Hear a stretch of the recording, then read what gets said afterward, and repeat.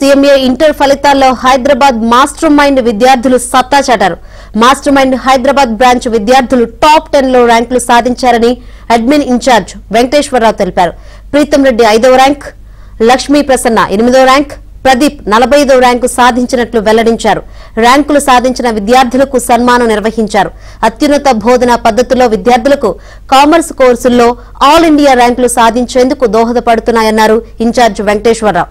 ఈ విజయం master minds ఇతర విద్యాసంస్థల్లో లేనంత స్థాయికి ఎదిగిందన్నారు. నా పేరు ప్రీతం. రీసెంట్ గా రిలీజ్ అయిన సీఎంఏ డిసెంబర్ 2023 రిజల్ట్స్ లో నాకు ఆల్ ఇండియా 5th ర్యాంక్ వచ్చింది.